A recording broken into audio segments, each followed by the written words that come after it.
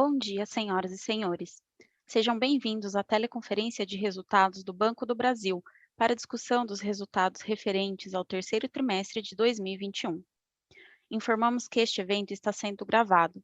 Conosco hoje estão os senhores Ricardo Forni, vice-presidente de Gestão Financeira e de Relações com Investidores, e Daniel Maria, gerente-geral de Relações com Investidores do Banco do Brasil. O presidente Fausto Ribeiro não estará presente, mas deixou uma mensagem para a abertura da teleconferência. A sessão de perguntas e respostas será aberta após a apresentação, quando mais instruções serão dadas.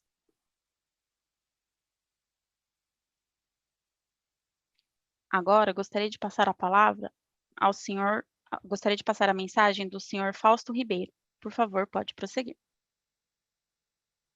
Bom dia a todos, é um prazer estar com vocês para falar sobre o resultado do terceiro trimestre e do acumulado em 9 meses de 2021.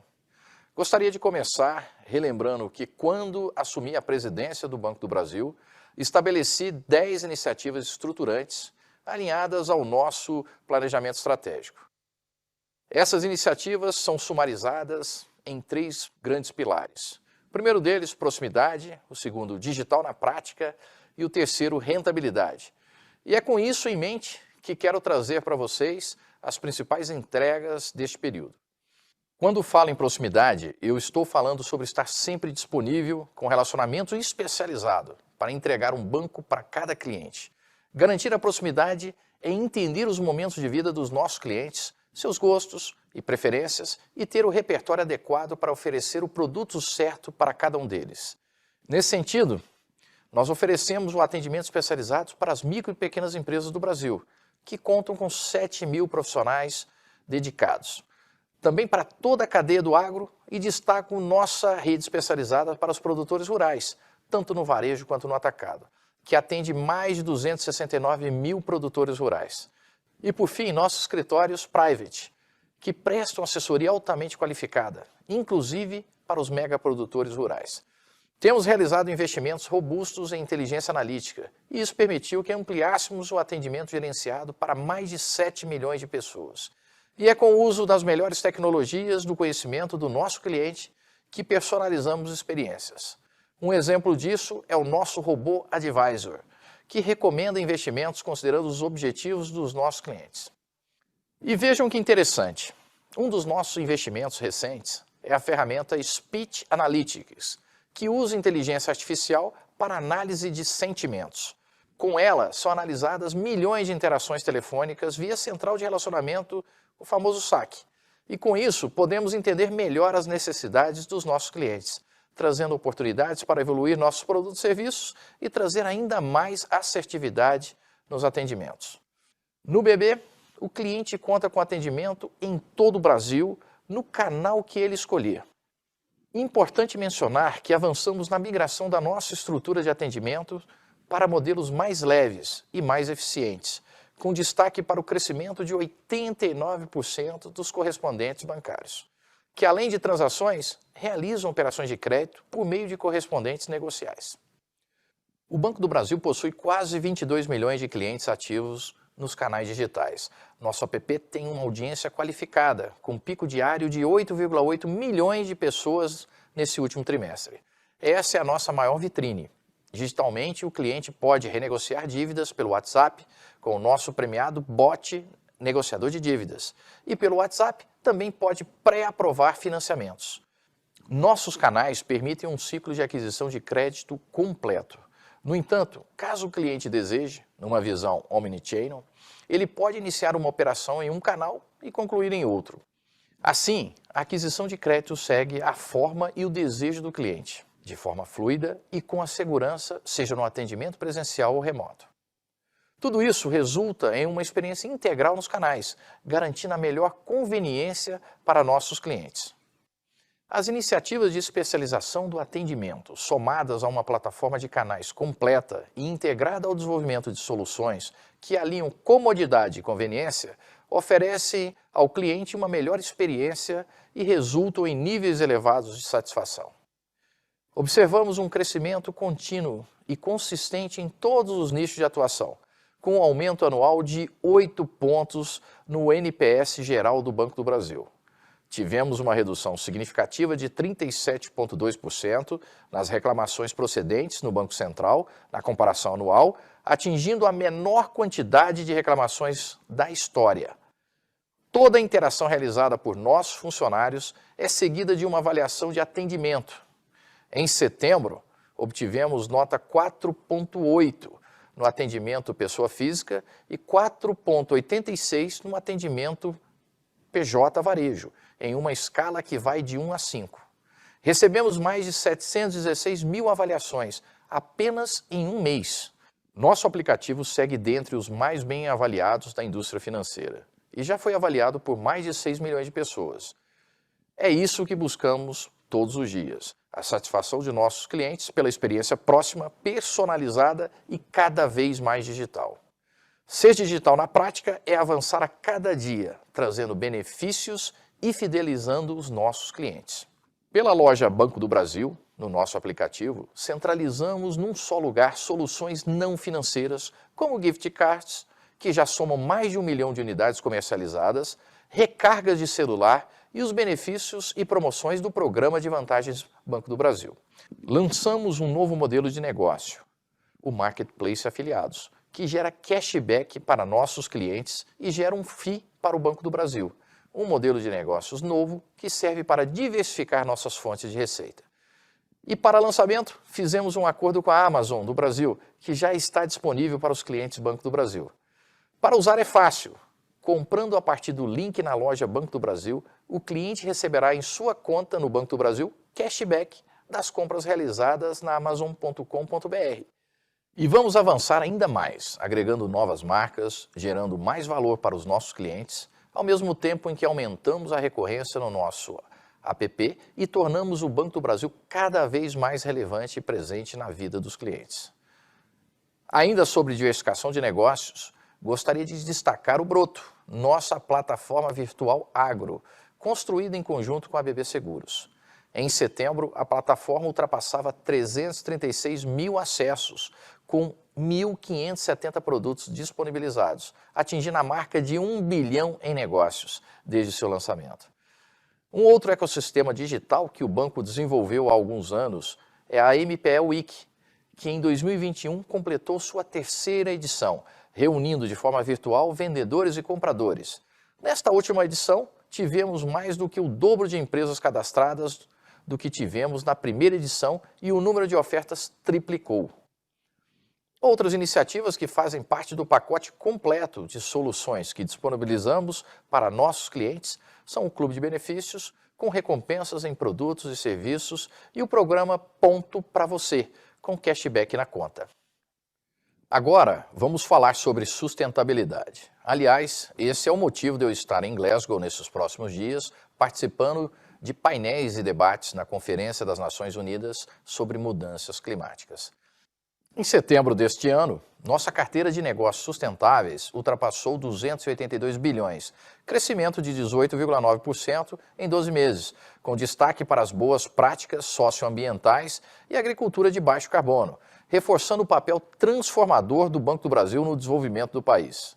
Além disso, o Banco do Brasil tem trabalhado para engajar clientes a investir em ativos sustentáveis, oferecendo um vasto portfólio que alia rentabilidade, governança corporativa e responsabilidade socioambiental. Um exemplo é a recém-lançada LCA Verde, que alcançou o volume de 158,4 milhões captados. A nossa atuação de forma sustentável é reconhecida por diversos prêmios e listagens nos índices de maior relevância no Brasil e no mundo. De acordo com o ranking da Global 100, somos o banco mais sustentável do mundo e fomos eleito o banco mais sustentável da América do Sul pela revista Capital Finance International. Aderimos ainda a uma série de compromissos com o TCFD, a Task Force on Climate Related Financial Disclosures, da Financial Stability Board, e ao Business Ambition. Essas iniciativas reforçam a nossa posição de destaque perante a agenda ESG. A convergência das estratégias de proximidade, digital na prática e rentabilidade está refletida no desempenho do BB ao longo desses 9 meses de 2021. E podemos afirmar que estamos no caminho certo. Pelo terceiro trimestre consecutivo, o Banco do Brasil apresentou resultados recordes. O lucro líquido ajustado atingiu o maior patamar da série histórica, 15 bilhões de reais nos últimos 9 meses, um crescimento anual de 48,1%. Esse bom desempenho pode ser explicado por menores provisões, uma margem financeira bruta forte, boa performance nas receitas de prestação de serviços e despesas administrativas absolutamente sob controle. Tal resultado é também amparado pelo crescimento do crédito, com uma carteira que superou 814 bilhões de reais, uma evolução de 11,4% em relação a 12 meses. Esse crescimento foi acompanhado de muita qualidade, tendo o nosso indicador de inadimplência acima de 90 dias se reduzido para 1,82%, abaixo da indústria financeira. Nosso capital principal atingiu 13,17% de forma orgânica e vai continuar suportando o crescimento consistente de nossa carteira. Para finalizar, gostaria de reforçar que o nosso compromisso com a rentabilidade e a construção de resultados crescentes e sustentáveis continua norteando a visão de futuro do Banco do Brasil. Encerro por aqui e agora passo a palavra para o nosso CFO, Ricardo Forni, que irá detalhar o nosso resultado com vocês. Grande abraço. Bom dia a todos. Vou começar no slide 10. O lucro líquido ajustado apresentou crescimento de 47,6% em relação ao terceiro trimestre de 2020 e 2% em relação ao segundo trimestre de 2021, alcançando 5,1 bilhões de reais no terceiro trimestre de 2021, com RSPL de 14,3%. Em relação ao segundo trimestre de 2021, o resultado foi influenciado pelo desempenho positivo da margem financeira bruta e das receitas de prestação de serviços, e parcialmente impactados pelo aumento de 36,7% na PCLD ampliada. O lucro acumulado em 9 meses foi de 15,1 bilhões de reais, um crescimento de 48,1% em relação ao mesmo período do ano anterior, influenciado pela redução da PCLD ampliada, que foi majorada ao longo de 2020 em função de antecipações prudenciais de provisões para enfrentamento dos efeitos da pandemia. Igualmente, a boa performance nas receitas e o controle das despesas administrativas influenciaram o resultado e, com isso, o RSPL encerrou o período em 15%. No slide 11, trazemos a abertura da margem financeira bruta, com crescimento de 11,9% em relação ao terceiro TRI de 2020 e 9% no trimestre. O acumulado em 9 meses de 2021, comparado com 9 meses de 2020, a MFB cresceu 5,3%, totalizando 44,6 bilhões de reais. O crescimento da margem no trimestre é explicado pela melhora nas receitas financeiras de crédito, influenciadas pelo crescimento da carteira com um melhor mix e pelo desempenho positivo do resultado da tesouraria. Esses movimentos mais do que compensaram o crescimento das despesas financeiras de captação decorrente da maior taxa média Selic do período. No slide 12, trazemos a carteira de crédito ampliada, que cresceu 11,4% no comparativo anual e 6,2% na comparação com junho 21, totalizando 814,2 bilhões de reais, com destaque para a performance das linhas de varejo e do agronegócio. A carteira pessoa física ampliada cresceu 5,7% em relação a junho 21 e 14,2% frente a setembro 20. Destaques para a performance positiva nas linhas de crédito consignado, empréstimo pessoal e cartão de crédito, fruto da estratégia de alteração de mix. A carteira de agronegócio cresceu 9,7% na comparação com junho 21, com destaque para o custeio agropecuário, as linhas de investimento, comercialização agropecuária e industrialização. Os títulos do agronegócio também tiveram performance positiva, com destaque para o CDCA. A carteira para o segmento MPME, que inclui as empresas com faturamento bruto anual de até 200 milhões de reais, apresentou crescimento de 10% na comparação trimestral, influenciado pelos desembolsos no Pronamp. A carteira de grandes empresas e governo apresentou evolução de 1,1% na comparação anual e 2% na trimestral, com destaque para o crescimento das operações com empresas com faturamento bruto anual entre 200 e 800 milhões de reais, contribuindo positivamente para o mix da carteira. No próximo slide, trazemos alguns destaques sobre o agro. Atingimos a marca histórica de 225,8 bilhões de reais na carteira ampliada. Destaque para o crescimento de 51,3% no ano em CPR e 483,3% em CDCA, que configuram novas formas para financiamento do agronegócio e que vem apresentando evolução significativa em nossa carteira de crédito. Além da elevada demanda, o forte desempenho é resultado do histórico protagonismo que o BB tem no segmento, com atendimento especializado, profissionais dedicados, conhecimento técnico e capilaridade nacional. Além disso, partimos de uma estratégia robusta para fortalecer nossa presença no agro, com ações que aprimoram negócios, trazem modernidade e tecnologia no relacionamento e aproximam ainda mais o banco de toda a cadeia do agronegócio. Com isso, tivemos mais um recorde de desembolso no primeiro trimestre do Plano de Safra 2021-2022, com crescimento de 60% em relação ao mesmo período da safra anterior, com operações em 4.715 municípios brasileiros. No slide 14, trazemos destaques da carteira pessoa jurídica, que cresceu 4,3% frente a junho passado. Como mencionei, o destaque no período foi o crescimento da carteira MPME, influenciada pelos desembolsos de 8,1 bilhões de reais nas linhas do Pronamp apenas no último trimestre. Uma estratégia importante que estamos investindo é o que chamamos de elos produtivos, que traz um relacionamento mais próximo com a cadeia de fornecedores de empresas do atacado, do agro e governo. Nos 9 primeiros meses de 2021, desembolsamos 15,4 bilhões em crédito a micro, pequenas e médias empresas no âmbito deste movimento, que integra toda a rede de atendimento do Banco do Brasil. No slide 15, podemos observar o cronograma de retomada de pagamento das operações da carteira prorrogada. Os pagamentos estão ocorrendo de acordo com o previsto, tanto pela redução do saldo dessa carteira, quanto pela redução do saldo em carência, que totalizou 3,6 bilhões de reais em setembro de 2021. Dos 3,6 bilhões de reais que estão em carência, metade está previsto para retomar os pagamentos no quarto trimestre de 2021, conforme demonstrado no gráfico à direita. A INAD 90 da carteira prorrogada apresentou uma elevação em relação ao trimestre anterior, conforme esperado, e segue sob controle a 2,29%.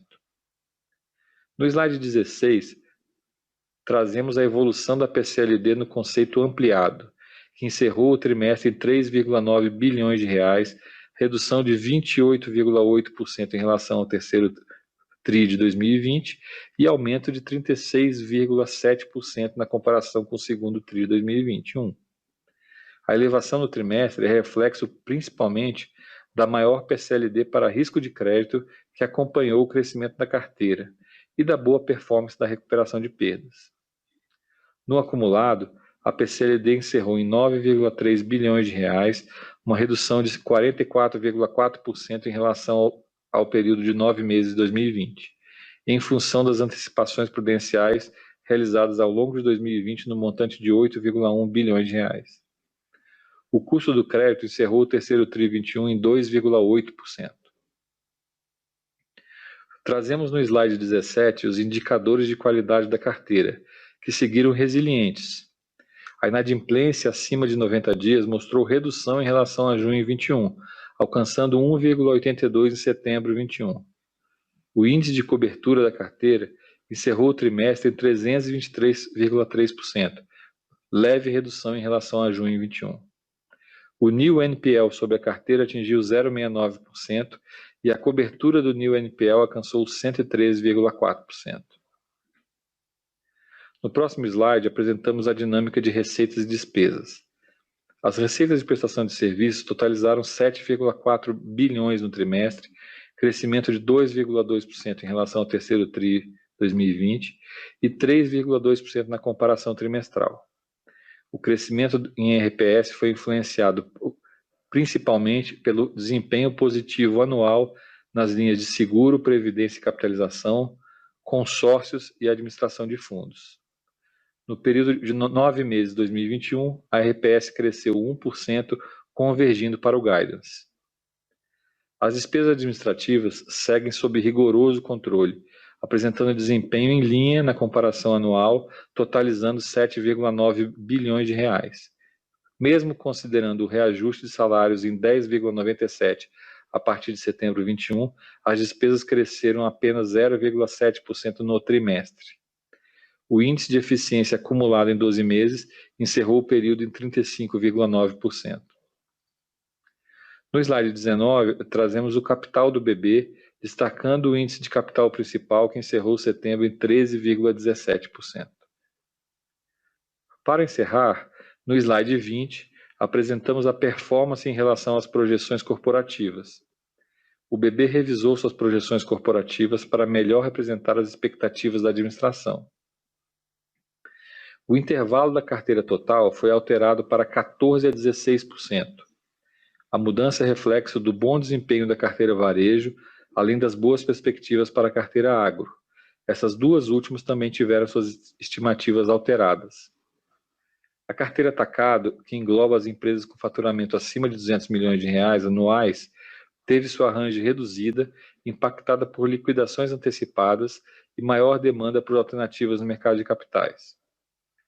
Na MFB, os desempenhos acima do esperado, tanto na carteira de crédito quanto na tesouraria, ocasionaram uma elevação no intervalo de crescimento para 4% a 6%. As expectativas para a receita de prestação de serviços, despesas administrativas e PCLD ampliada foram mantidas. Por fim, o lucro líquido ajustado foi revisado refletindo as alterações nas demais linhas. Com isso, concluo a apresentação do resultado do terceiro trimestre de 2021 do Banco do Brasil. Podemos iniciar agora a sessão de perguntas e respostas. Obrigada. Iniciaremos agora a sessão de perguntas e respostas. As perguntas podem ser feitas através de áudio clicando no ícone levantar a mão. Ao ser anunciado, ative seu microfone. Por telefone, digitando *9. Ao ser anunciado, digite *6. Nossa primeira pergunta vem do senhor Gustavo Schroden, do Bradesco BBI. Por favor, pode prosseguir.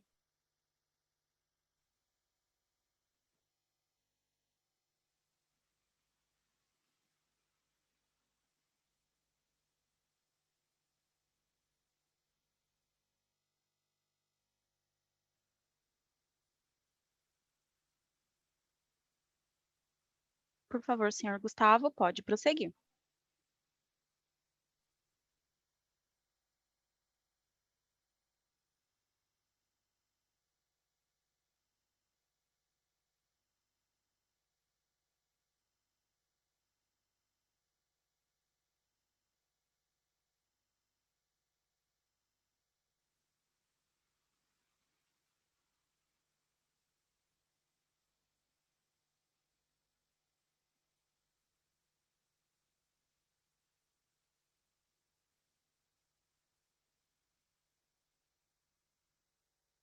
Nossa próxima pergunta vem do senhor Flávio Yoshida, do Bank of America. Por favor, Flávio, pode prosseguir. Olá, bom dia a todos. Conseguem me escutar? Sim, perfeitamente. Legal, obrigado. Parabéns pelos resultados. E eu tenho duas perguntas, né? A primeira é com relação ao crescimento da carteira. A gente viu que, quando a gente compara trimestre a trimestre, quando a gente olha a performance do terceiro TRI em relação ao segundo TRI, o terceiro TRI acelerou esse crescimento. Ao mesmo tempo, acho que dá para dizer que o cenário macro piorou na margem, né? Seja por inflação, seja por crescimento, seja por Selic mais alta. E eu queria entender um pouco como é que está a cabeça de vocês olhando para frente, né? Se, em termos de crescimento da carteira, se essa aceleração deve continuar, se deve ter uma freada mais brusca, como é que isso deve se comportar. E a minha outra pergunta é com relação a controle de custos. Vocês entregaram um controle de custos muito bom nesse TRI, mas pela frente a gente sabe que tem uma pressão inflacionária muito grande, né? Seja pelo dissídio que já foi anunciado, mas começou em setembro, e seja pela inflação corrente mesmo. Então, eu queria entender como é que vocês estão se programando para crescer custos abaixo da inflação, se é que isso é possível no ano que vem. Obrigado. Ok, Flávio, muito obrigado pelas perguntas aí. Eu vou começar aqui e o Daniel também me me ajuda um pouco. Bom, em relação à questão da crescimento da carteira no terceiro trimestre e olhando para frente, né? Eu acho que realmente a gente vem acelerando essa questão aí da carteira na parte, vamos dizer assim, nas linhas onde a gente está dando maior ênfase aí por conta dessa mudança de mix. Então, esse trimestre agora, do ponto de vista de desembolso, ele foi muito bom por vários motivos. A gente teve aí o começo da nova safra do agro, que veio com uma pegada assim, bastante interessante, e o crescimento da carteira é muito alto. Na carteira de MPME, a gente teve aí o fato do Pronamp, então tivemos o desembolso de 8,1 bilhões no trimestre também, de uma maneira muito assertiva, com muita qualidade. Todos esses desembolsos, as empresas foram mapeadas com antecedência durante a construção do programa, e a gente conseguiu desembolsar o máximo que nos cabia no programa lá de uma maneira muito rápida, mas muito assertiva, com muita qualidade no crédito. Então, a gente tem muita confiança em relação a isso. A gente cresceu bastante também em cartão de crédito, e acho que essa tendência, nós estamos levando essa tendência aí para frente em termos de quarto tri, e para 2022 estamos trabalhando na mesma linha. Concordamos que o cenário piorou na margem, né? Eu acho que do ponto de vista de expectativa do Focus para crescimento do PIB, isso tem um impacto na margem, mas a gente enxerga que o nosso crescimento de carteira, a captura de clientes, tudo que vem sendo feito vai ser capaz de a gente ter um crescimento de carteira, como eu falei, um dígito alto, com ênfase nas linhas aí, nos segmentos onde a gente está priorizando.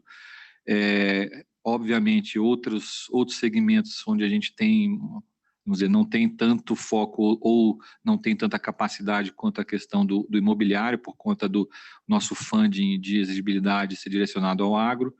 Então, a gente tem, eu diria, um crescimento de carteira equilibrado, e olhando para 2022, muito, assim, em linha com o que a gente vem performando este ano. Lógico que não com um crescimento de carteira tão robusto como a gente acabou entregando aí e está sinalizando para o fim desse ano.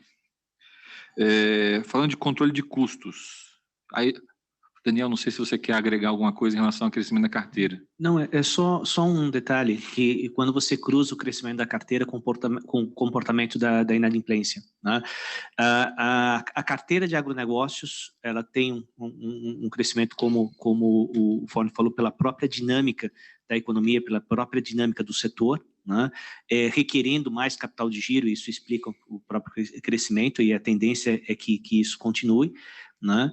E com uma queda na inadimplência, né? Que eu acho que até o que está acontecendo em todo o setor de agronegócio é um pouco de reflexo na inadimplência. A carteira de PJ, nós temos esse movimento, e também a gente atingiu o índice mínimo, né, histórico na questão da inadimplência. E o crescimento da carteira PF, né, ela tem dois vetores que eu acho que segue aquela linha que a gente vem falando com vocês já há algum tempo. Crescimento do consignado, que é uma linha com baixo risco, né, e crescimento do não consignado, né, e que aí você faz, na verdade, um balanceamento de risco-retorno da carteira. Tá? Então, a gente vem crescendo essa carteira com bastante cuidado, e naquele público, principalmente naqueles segmentos que a gente conhece melhor. Né? Ok, então falando lá no segundo ponto, que é a parte de controle de custos e a parte da pressão inflacionária, vamos dizer, de fato, esse cenário inflacionário ele já nos pressionou bastante este ano, e aí falando de reajuste de aluguéis, por exemplo, esse ano a gente teve o IGPM, que normalmente é o índice de correção dos aluguéis, extremamente pressionado, em algum momento do ano chegou a superar 30%, e apesar disso a gente, se não me engano, a nossa média de reajuste de contrato de aluguel está em torno de 5% a 6%. Isso se deu por um trabalho bastante diligente de negociação com os proprietários aí dos nossos imóveis, e também numa estratégia de otimização de espaço, né? Então a gente vem aí numa redução de metros quadrados, tem todo um trabalho articulado em relação a isso na questão de contenção de custos. Esse trabalho continua muito diligente e ele vai ser muito importante. A gente tem planos ainda em execução aí para 2022 e 2023 que estão em andamento de otimização de ocupação de espaço, que vão ser importantes nessa contenção. Mas, olhando para frente, acho que a expectativa de inflação do ano que vem talvez seja a melhor referência de ajuste aí do ponto de vista de custos, obviamente porque na parte de pessoal, que é responsável por aproximadamente 60% do nosso custo, nós tivemos um reajuste salarial de cerca de 11%, que nesse primeiro trimestre, no terceiro trimestre, só impactou durante um mês.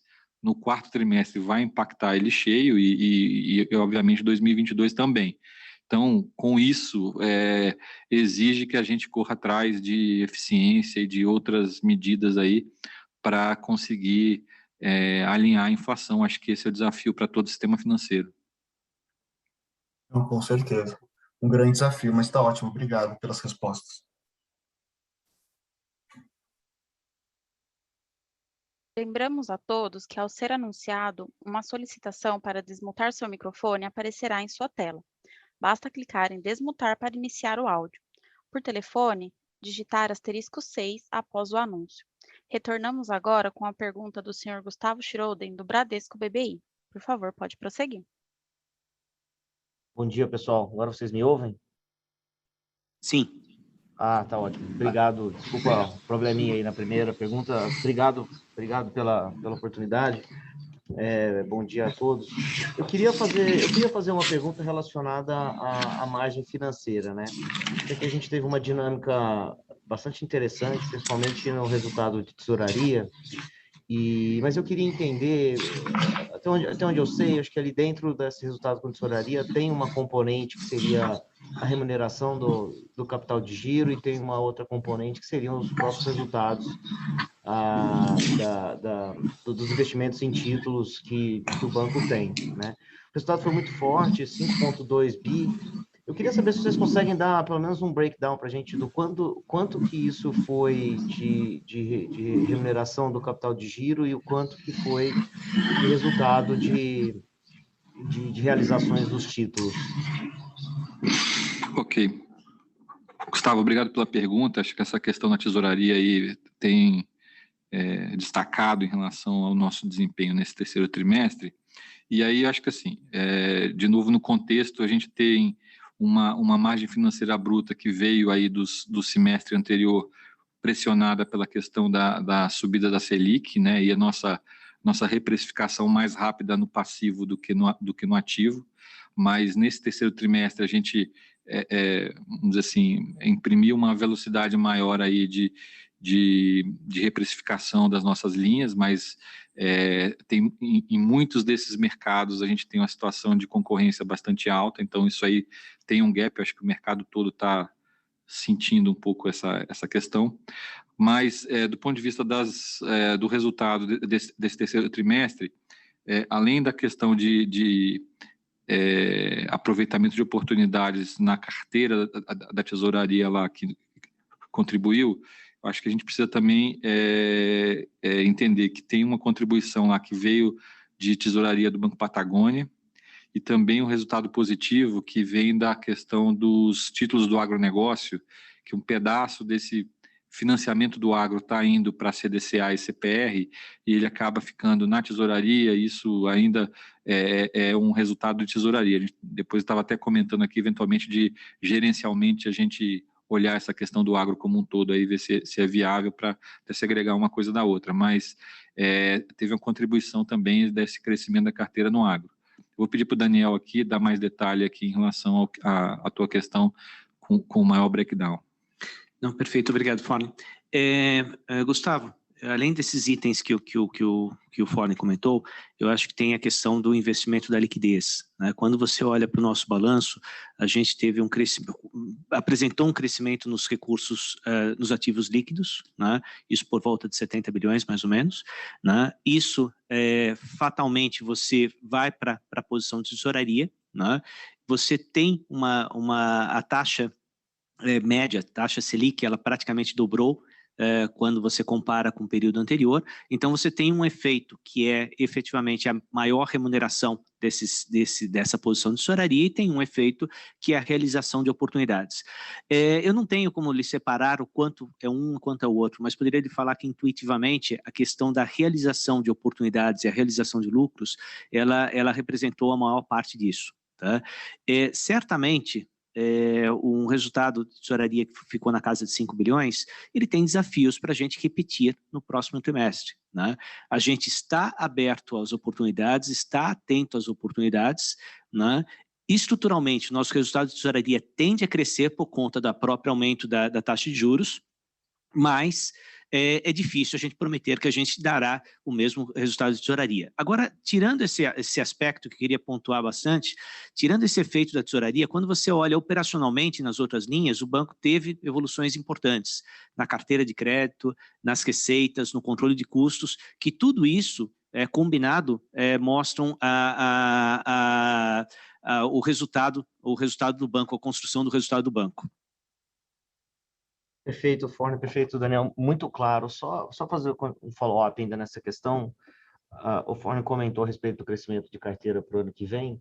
E como é que a gente pode pensar na evolução da margem financeira para o ano que vem? A gente, como você comentou, à medida que o tempo vai passando, esse descasamento entre ativo e passivo ele deve ir reduzindo. E então, acho que a tendência é que essa pressão no custo de funding ela tende a ser mitigada ao longo do tempo. Eu quero saber como é que a gente pode pensar, dá para a gente imaginar a carteira, a margem financeira crescendo em linha com a carteira o ano que vem? Enfim, dá para a gente pensar assim? Sim, Gustavo, sendo bastante objetivo, a resposta é sim, e a ideia é a seguinte: esse movimento de alta da Selic, que na verdade ele, vamos dizer assim, anda mais rápido do que a reprecificação do ativo, ele estaciona aí, né, no começo de 2022, e isso traz também um efeito que, do ponto de vista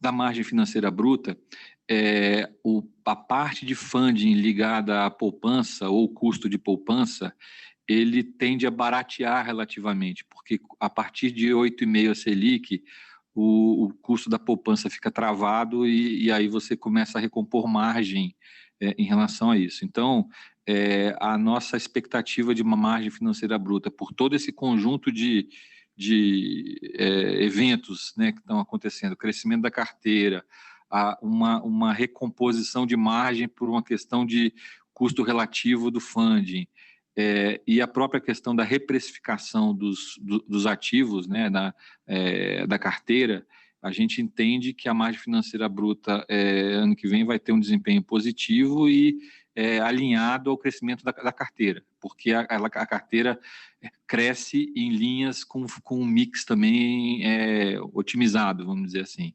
Então, nessa linha, a gente está bastante otimista ter um desempenho da margem financeira bruta também alinhado aí com um dígito alto como o crescimento da carteira. Tá ótimo, pessoal. Muito obrigado. Nossa próxima pergunta vem do senhor Jörg Friedman, do Citibank. Por favor, pode prosseguir.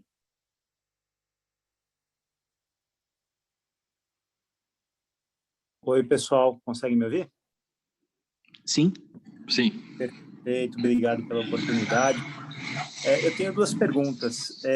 Vocês, nesse trimestre, na parte de Previ, observaram um aumento importante, tanto do resultado do Plano 1 quanto do fundo de liquidação, isso é relacionado ao aumento do superávit, que talvez não se mantenha para o próximo período, né? Dado que, embora a curva continue abrindo, você teve uma marcação importante dos ativos líquidos em equity para baixo.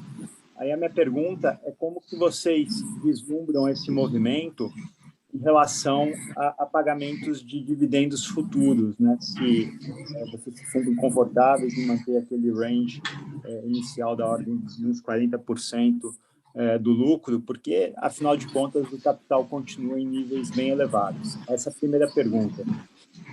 E a segunda pergunta, a gente notou que teve um deslocamento importante da alíquota de IR nesse período.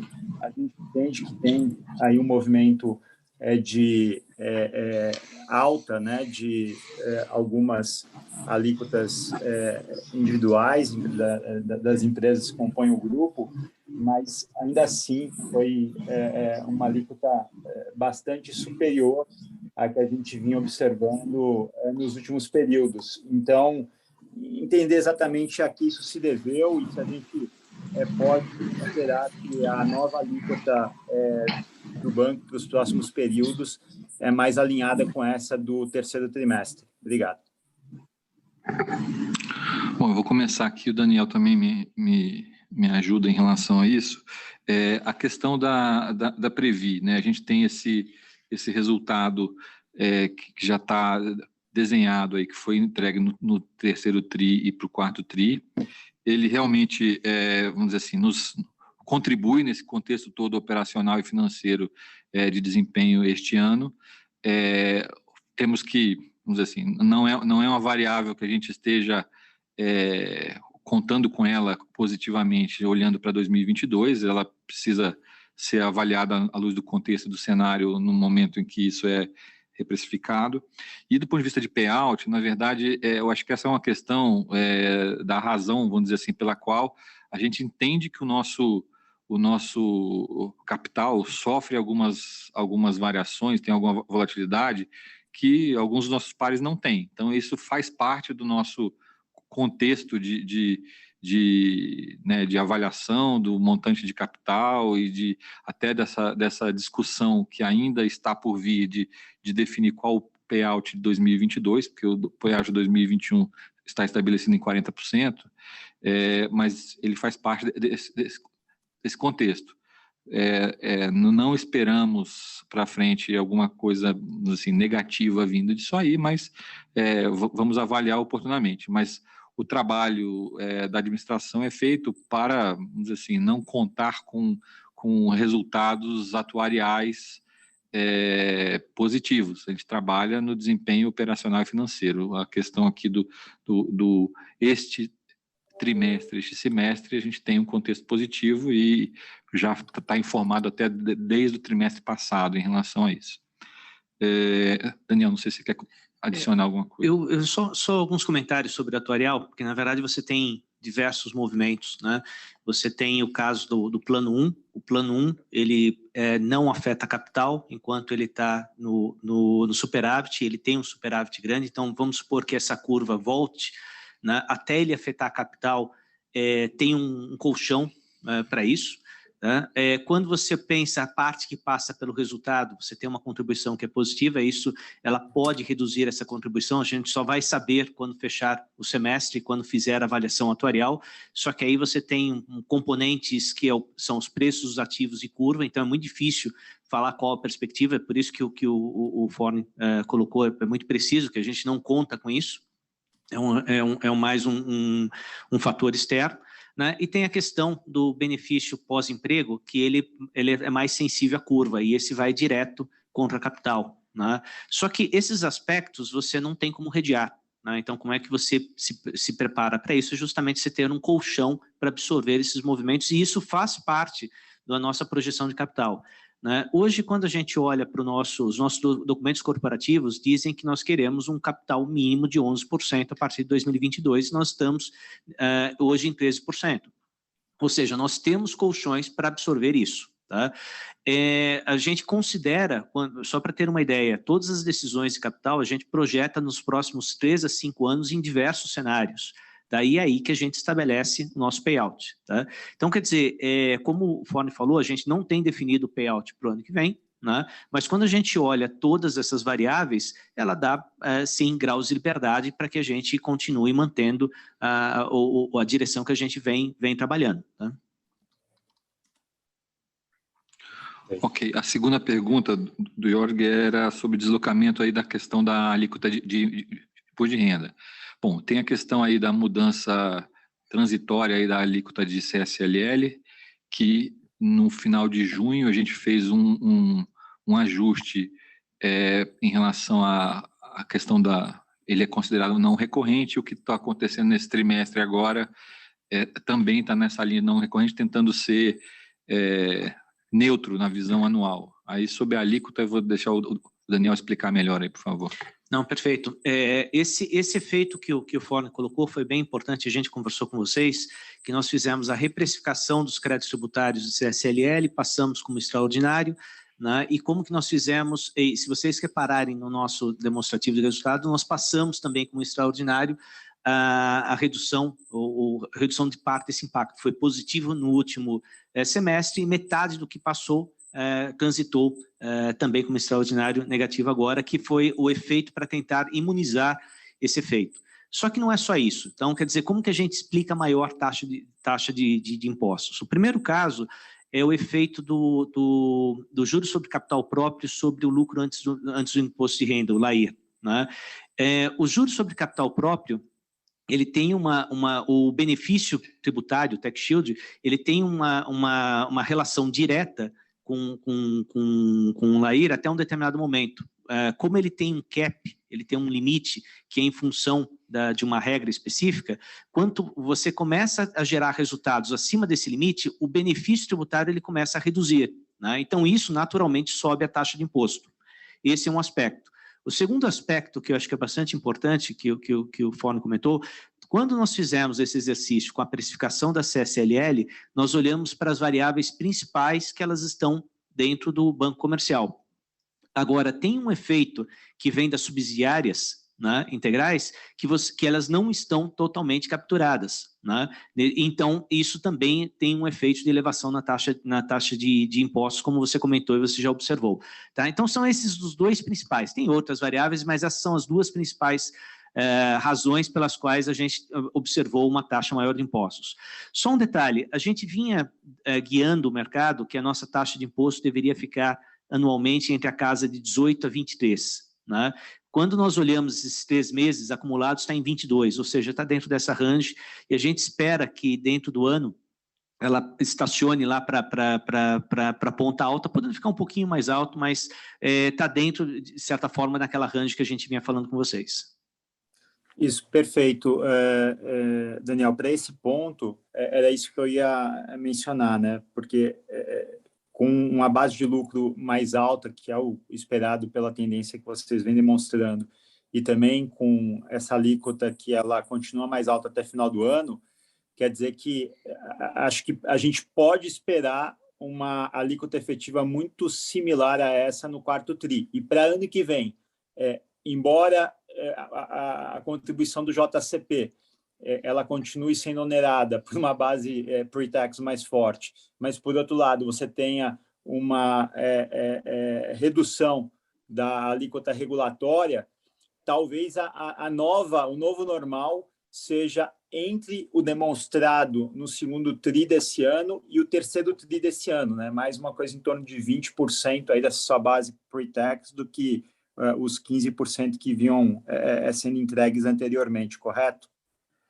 É um bom exercício, né? Supondo que as condições, que as regras tributárias permaneçam as mesmas para o ano que vem, né? E tendo a redução da CSLL que ela vence agora em dezembro, eu acho que é razoável, né? E por isso que nós manteríamos aquele soft guidance 18 a 23. Mas isso certamente a gente vai refinar, né? E na próxima divulgação de resultados a gente pode dar um pouco mais de cor para vocês. Perfeito, obrigado.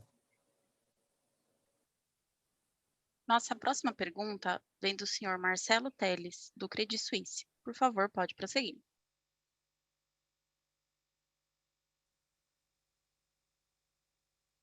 Pessoal, bom dia. Obrigado pelo tempo de vocês e parabéns pelo resultado. Eu tenho 2 perguntas. Eu queria voltar primeiro na discussão, né, da margem, né? Eu sei que vocês já indicaram aí a margem, né, bruta, né, global, né, crescendo mais ou menos em linha com a carteira para 2022, mas eu queria entender um pouco a questão da primeira margem de tesouraria, novamente, né, vamos dizer, a margem não crédito, né? Como que vocês mudaram um pouco a política, né, em relação ao gerenciamento do ALM de vocês? Eu lembro que no passado, né, vocês não faziam, né, o hedge, né, do mismatch, mas eu queria entender se teve alguma mudança também um pouco nisso, até para entender um pouco realmente a sustentabilidade, né, desse resultado, né, se isso também agora é algo para frente, né, teve uma mudança na forma do banco gerenciar, né, o ALM. E a minha segunda pergunta em relação à margem de crédito, né, naquele disclosure que vocês fazem na margem, né, gerencial de crédito, a gente viu que a margem ela basicamente ficou flat, né, sequencialmente, apesar do aumento, né, importante no crédito, né, e olhando o spread, né, por produto, a gente vê que teve uma queda, né, no spread de pessoa física e uma queda no rural. Eu queria entender como é que a gente deve pensar nessa margem de crédito para 2022, quer dizer, você deveria começar a ver um aumento do spread, talvez por volta das linhas revolventes, então, queria entender um pouco essa dinâmica. Muito obrigado. Obrigado, Marcelo. Em relação à questão da tesouraria, né, eu acho que a tua pergunta em relação a uma mudança de política de LM. Na verdade, eu acho que assim, o Banco do Brasil, historicamente, tem uma postura mais conservadora do ponto de vista de apetite em relação à tesouraria.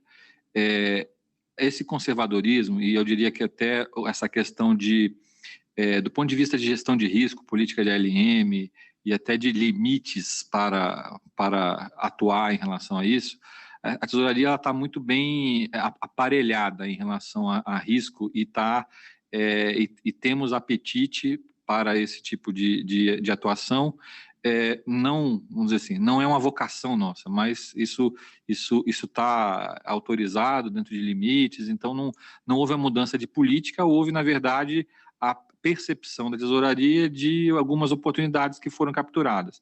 Isso não é alguma coisa que a gente, vamos dizer assim, entenda como recorrente, ela pode aparecer novamente e atuar novamente, mas não é alguma coisa que a gente esteja no plano de negócios, uma meta, alguma coisa parecida em relação a isso. Então, por isso, a gente entende um movimento mais específico que foi realizado, além do que, como a gente já falou anteriormente, existem algumas coisas que estão no resultado de tesouraria que a gente tem os títulos do agronegócio que estão dando sua contribuição no resultado ali, mas que não são exatamente dessa atuação, e temos também alguma coisa de margem lá de tesouraria vinda do Patagônia. Então, tirando algumas contribuições pontuais e de menor relevância, tem essa atuação com uma política de ALM que para a gente é clara, mas de um histórico de atuação mais conservador. Não sei se o Daniel tem algo a acrescentar? Não, eu acho que é esse ponto mesmo, e tem uma característica, eu acho que é única do Banco do Brasil, que é a sua posição de ativos e passivos, né? Essa composição de passivos vinculados à poupança, né? Ela tem um impacto mais forte, principalmente num crescimento de taxa de juros rápido, como nós tivemos, só que ela cria um cap num determinado momento que o Forni bem colocou, né? Diante de alguns cenários, esse cap ele é até benéfico para a gente utilizar. Só que isso é muito ativo, né? Então a gente sempre considera esses aspectos, né? E é parte do dia a dia da gestão financeira do banco. Então, quer dizer, não teve nenhuma mudança significativa, foram oportunidades, como o Forni comentou. Tá? Bom, sobre a margem de crédito, a gente falou aí, teve crescimento de carteira, tem uma migração para essas linhas de maior retorno, e esse movimento de recomposição de taxas, ele foi um movimento que talvez tenha acontecido mais para o final do trimestre, e a gente veja a contribuição disso olhando para frente, né? Acho que o quarto TRI já pega esse movimento de recomposição de margens na parte da carteira, especificamente em relação a PF e agro, como você colocou, Marcelo.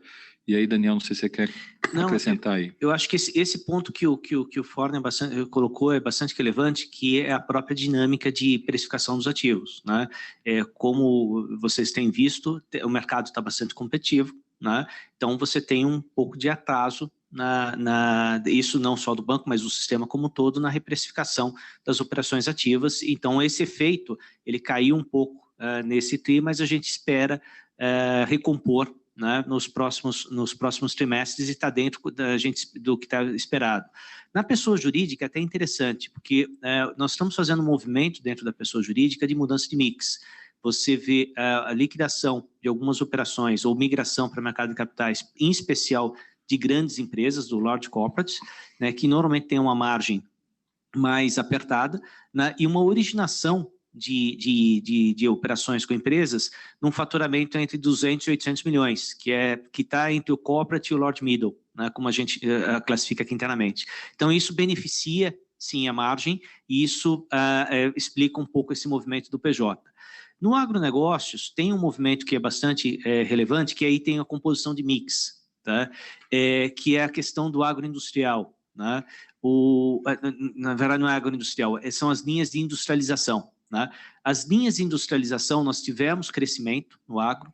As linhas de industrialização, elas têm um spread menor, né? Só que ela tem um efeito colateral que é importante, principalmente na nossa estratégia, porque elas olham para a cadeia, né? Então, você viabiliza negócios com a cadeia, tá? Então, isso explica um pouco o movimento do agro. E também no agro, lembrando que esse aqui é o primeiro trimestre que nós fazemos no novo plano de safra, né? E você teve uma nova composição de spreads para o plano de safra, tá? Então, esses aspectos explicam um pouco a dinâmica um pouco da dinâmica que a gente viu para spread, tá? O que a gente espera para spread é uma manutenção, né, do spread global e do spread gerencial, né, e com essas movimentações que a gente comentou com você, em especial, eu até reforçar essa questão do corporate, que ela é bastante importante, que é a migração para o mercado de capitais e a mudança do perfil dessa carteira corporate também, trazendo um pouco mais de rentabilidade. Perfeito, não, muito obrigado. Se me permite só uma última pergunta, falando agora um pouco de qualidade de carteira, pensando no ano que vem, né, obviamente a carteira tem se comportado muito bem, né, acho para vocês, e a gente tem visto também para os demais bancos. Como é que a gente deve pensar na perspectiva de qualidade de carteira para o ano que vem? Assim, a parte, né, a tua PDD ampliada, ela deveria crescer acima da tua carteira de crédito ou em linha? Como é que a gente deve pensar para 2022? Muito obrigado. Na verdade, você já vê na PDD uma normalização em relação ao primeiro semestre, né?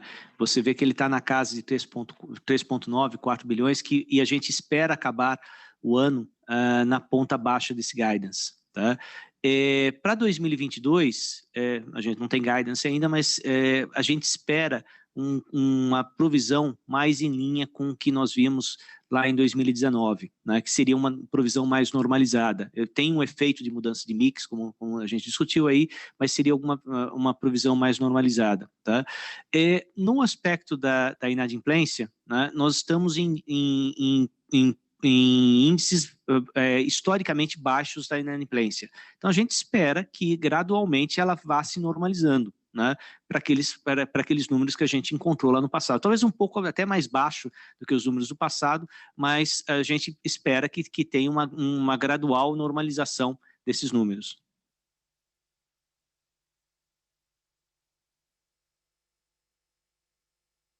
Muito obrigado. Nossa próxima pergunta vem do senhor Felipe Martinoso, do Morgan Stanley. Por favor, pode prosseguir. Bom dia, pessoal. Parabéns pelos resultados. Minha pergunta é rápida, é sobre o impacto do aumento da Selic no business de asset management do Banco do Brasil.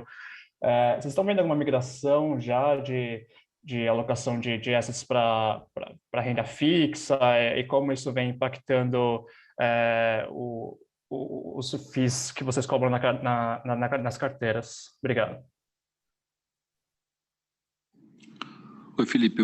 Obrigado pela pergunta. Acho que depois de chegar a 2% e agora com essa subida da Selic, vamos dizer assim, a renda fixa está voltando a ter uma maior atratividade, né? Então, acho que tem um movimento natural, está acontecendo. Acho que também o que a gente vê no nosso segmento de asset management aqui, com a expansão da nossa estratégia de encarteiramento estilo investidor e uma maior disponibilidade de assessoria para esse público, você vê um crescimento das estratégias e acesso a fundos com mais, vamos dizer assim, com mais valor agregado, né? Então, a gente tem expansão em multimercado e tal, e a renda fixa tem, vamos dizer assim, ela vai naturalmente reocupar um espaço aí que estava muito pressionado pela taxa muito baixa, né, e a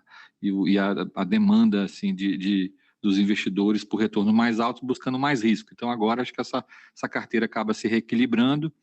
A BBDTVM acho que tem um histórico de competência na renda fixa. Eu acho que esse refluxo reforça ainda mais a liderança da BBDTVM, e a gente está o Banco do Brasil acho que está se capacitando cada vez mais nessa arena de assessoria a investidores, né, e com a competência do seu asset para entregar o produto que o cliente precisa.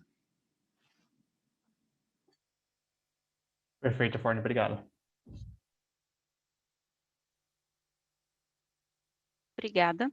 Encerramos nesse momento a sessão de perguntas e respostas. Passo a palavra ao senhor Ricardo Forni, que fará as considerações finais. Por favor, senhor Ricardo Forni, pode prosseguir. Bom, eu queria agradecer a participação de todos aí, agradecer as perguntas, que eu acho que as perguntas acabam contribuindo para o esclarecimento do resultado como um todo, e todo mundo que está acompanhando se beneficia desse debate aí. Acho que vocês trazem muito conteúdo e análise interessante para a gente. De novo, reforçar o trabalho que a administração do presidente Fausto Ribeiro está fazendo, enfatizando a questão aí de rentabilidade, da transformação digital como uma agenda bastante forte em relação a isso. Acho que a gente tem algumas entregas nesse trimestre que já tangibilizam isso, e que a gente está bastante animado com esse começo. Acho que o banco como plataforma, né, o broto no agro, a cada vez a expansão aí de gift cards e a questão do marketplace, acho que são excelentes iniciativas que vão construir o caminho de receitas do futuro, né? A gente tem uma dinâmica aí, o Open Banking vindo forte, o Banco do Brasil sendo bastante protagonista nessa implementação do Open Banking, ajudando o Banco Central e o mercado como um todo aí a avançar rápido em relação a isso.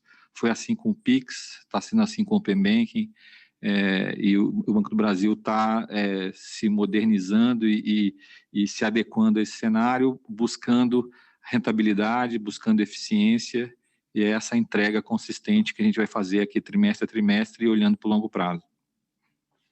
Obrigado. A teleconferência do Banco do Brasil está encerrada. Agradecemos a participação de todos e lembramos que o material utilizado nessa teleconferência está disponível no portal de Relações com Investidores na internet. Tenham um bom dia.